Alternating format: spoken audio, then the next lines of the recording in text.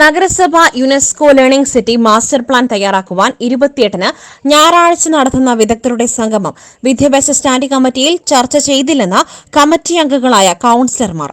വിദ്യാഭ്യാസ സ്ഥിരം സമിതി അംഗങ്ങളായ ജനതാദൾ എസ്-ലെ ഇസ്മായിൽ എരഞ്ഞിക്കൽ, കോൺഗ്രസ് അംഗങ്ങളായ ഡെയ്സി ചാക്കോ, ശ്രീജ വെട്ടത്തെഴുത്ത് എന്നിവരാണ് നഗരസഭാ സെക്രട്ടറി ജി ബിനുജിക്ക് പരാതി നൽകിയത്.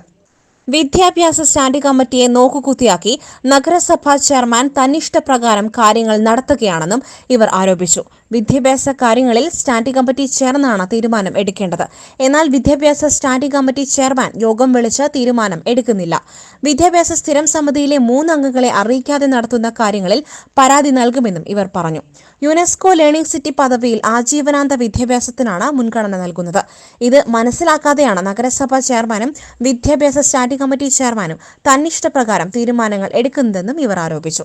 അടുത്ത ദിവസം ഞായറാഴ്ച 28-ാം തീയതി ലേണിംഗ് സിറ്റി സംബന്ധമായ ഒരു ചർച്ച നടക്കുകയാണ്. മന്ത്രിമാരും കാര്യങ്ങളൊക്കെ പങ്കെടുക്കണമെന്ന് കേട്ടു.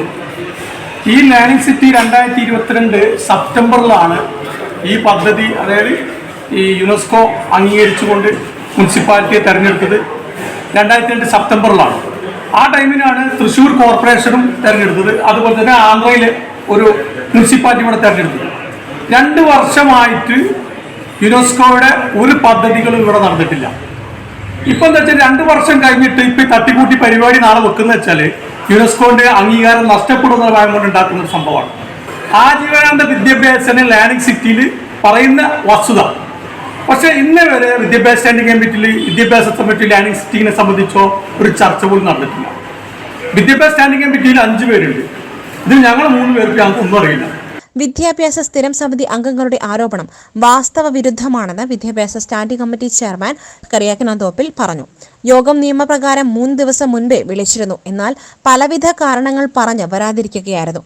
പരാതിക്കാരായ കൌൺസിലർമാർ യുനെസ്കോ ലേണിംഗ് സിറ്റി പദവിയുടെ അടിസ്ഥാനത്തിൽ നിരവധി പദ്ധതികളാണ് നഗരസഭാ പരിധിയിലെ സ്കൂളുകളിൽ നടപ്പാക്കിയത്. 1.5 കോടി രൂപ കൂടി നീക്കിവച്ചിട്ടുണ്ടെന്നും സിനത്തോപ്പിൽ പറഞ്ഞു. സ്റ്റാൻഡിംഗ് കമ്മിറ്റി നമ്മൾ കഴിഞ്ഞ ഈ മാസം ഫസ്റ്റ് വീക്ക് നമ്മൾ സ്റ്റാൻഡിംഗ് കമ്മിറ്റി മീറ്റിംഗ് തന്നെ ചർച്ച ചെയ്യുന്നതിന് വേണ്ടി വിളിച്ചിരുന്നു.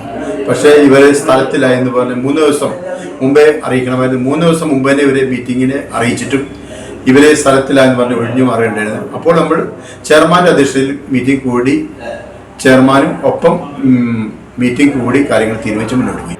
ലേണിംഗ് സിറ്റിയുടെ പ്രവർത്തനവുമായിട്ട് മുനിസിപ്പാലിറ്റി മുന്നോട്ട് പോകാൻ തുടങ്ങിയിട്ട് 2 വർഷം കഴിഞ്ഞു.